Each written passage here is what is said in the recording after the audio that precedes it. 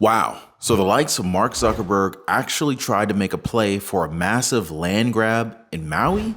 Huh? Now you heard this right, guys. As early as now, the vultures are circling. Real estate developers are actually calling up survivors of the Maui wildfires to buy their land. And honestly, do you think that they're actually going to give these Maui residents a fair price? Check it out. Hawaii officials say more than 3,000 acres between 3 wildfires have been destroyed on the island of Maui. Now, some residents say they've been receiving calls from wealthy real estate investors and developers who are trying to purchase their fire-ravaged land. But as Lilia Luciano reports, Maui is not for sale. There's a new worry for Lahaina residents who survived the inferno. Lahaina is not for sale. I repeat, Lahaina is not for sale. Hawaii's governor is considering a moratorium on all land transactions in Lahaina to protect locals from opportunistic buyers. Please don't approach them with an offer to buy land. Please don't approach their families to tell them that they're going to be better off if they make a deal. Hawaii already has the highest housing cost in the nation, with homeownership out of reach for many residents. On Maui, the average home price is now $1.2 million, while the average income stood at just $88,000. Archie Kalepa, a ninth-generation Lahaina elder, says the recovery must be in the hands of locals and natives. We're here to hold the line. We are here to hold the lines and get the rest of the state of Hawaii behind us.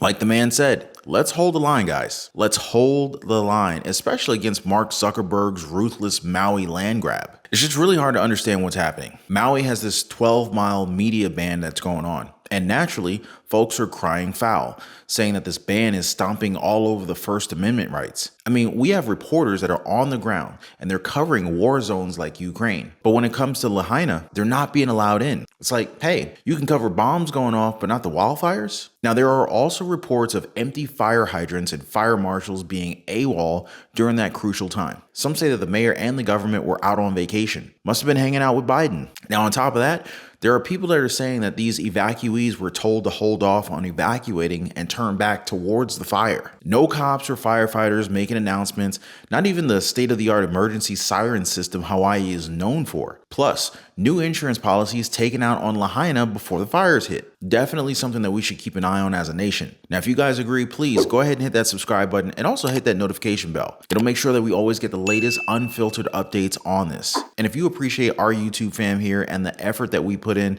go ahead and light up that like button for us. Definitely helps out the channel a lot. Not to mention it brightens up my day personally. Appreciate you guys. It's sad to hear that Lahaina residents are already talking about relocating, moving because they have nothing to come back to. Really, it's a case of overdevelopment and the native Hawaiians getting the short end of the stick. Now, sure, tourists would argue they brought jobs to the islands, but those huge hotel and condo developments have continuously sprung up close to the pristine beaches and lush hills, basically getting bought out by private real estate investors with very deep pockets, while indigenous Hawaiians are getting displaced. I mean, think about it. The more people who come from outside, the more expensive homes are for locals. The wildfire crisis and the Maui land grab by the likes of Mark Zuckerberg really put a spotlight on the high homelessness rate that native Hawaiians are facing. As of 2020, around 51% of homeless population in Hawaii are native Hawaiian.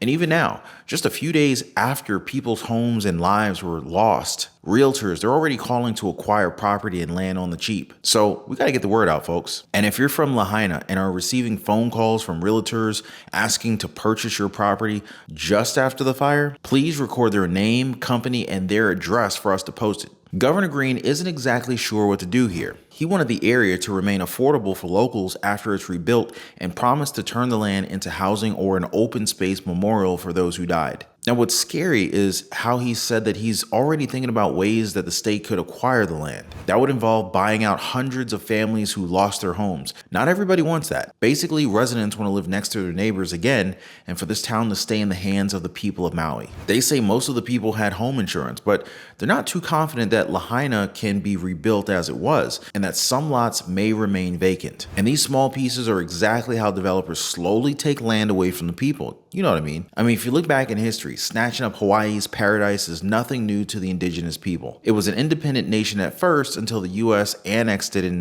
1898, because wealthy American businessmen wanted to control the sugar plantations that were making the money. Hawaii was made a state in 1959, but since then, American tourists and people looking for permanent vacation homes have been going to the island for its beautiful scenery and temperate climate. And like I said, guys, you have the likes of Mark Zuckerberg buying up land there. Zuckerberg owns around 1,400 acres of prime Hawaii real estate. So does Oprah Winfrey. Oprah Winfrey is sitting on about 1,000 acres herself. These people almost own entire islands. Larry Ellison, the billionaire tech magnate, he owns 98% of Lanai, about 140 square miles or just short of 90,000 acres. The U.S. federal government owns just over 830,000 acres of military stations and national parks. And for that, some Hawaii local call government interlopers. So you can imagine, land is a precious commodity in Hawaii, especially as land and home prices are the highest in the country. A trust set up by Congress to return Hawaiians to the native lands has been plagued with nothing but problems, like inadequate funding, mismanagement, and poor land quality. Some Hawaiians have waited decades to obtain the land, with 23,000 waiting on a list. Thousands have died without even seeing their promised land. And over the past decade, federal land promised to Hawaiians was sold to private investors instead. Now, what makes it even worse is that while these local Hawaiians wait, tourists visit in the millions, who some say they treat the state like it's their own personal theme park and ignore signs that preserve culture and the environment. Plus, their needs are often put above their locals. I mean, just look at Paris Hilton.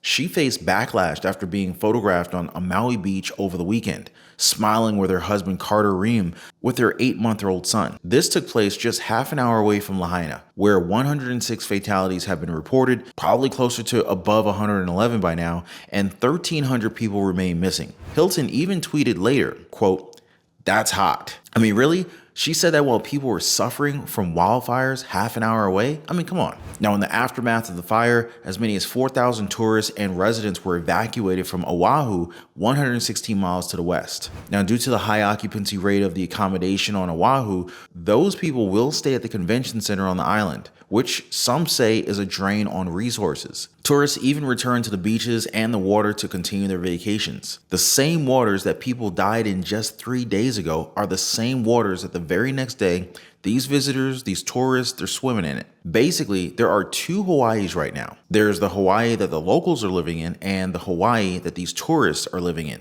visiting. Now, I just gotta say this, guys. The land grab is sick. So many are looking to exploit those that need our help, love, and compassion right now. I feel nobody should be allowed to buy land in a situation like this. Now, of course, if people need the money, the state should help. I mean, what's our taxes for, right? What do you think? I hope the native Hawaiians can stand their ground. I'm just worried the White House isn't going to fight for them, you know? In fact, there are rumors that are floating around that the Maui wildfire was done on purpose to open up prime real estate, basically a man-made fire deliberately started by the government or by the elite classes to land grab millions of dollars worth of the island from the natives. There was a TikTok video, I don't know if you guys saw this one, a young man claiming that he was involved with fire and emergency services on the island and did not believe that the fire was actually naturally caused. He also shared his first-hand account of the wildfire. He suggested that it could not have been caused by a hurricane, and that there are other reasons behind it, such as elites intentionally setting fires in an effort to grab land from the locals. He said that there was no way that a hurricane that big caused no flood or other crazy things, but ended up starting a fire. Netizens speculate that the real estate giant BlackRock was involved in the Maui fires. As reported by several media outlets, including BBC, Lahaina is the worst affected region in the Maui fires. And just to share this with you guys, Lahaina was once the capital of Hawaii before it became part of the USA. In fact, it was full of native people, rich lands, and business owners, all of whom have previously refused to sell their properties to conglomerates such as BlackRock, Vanguard, State Street,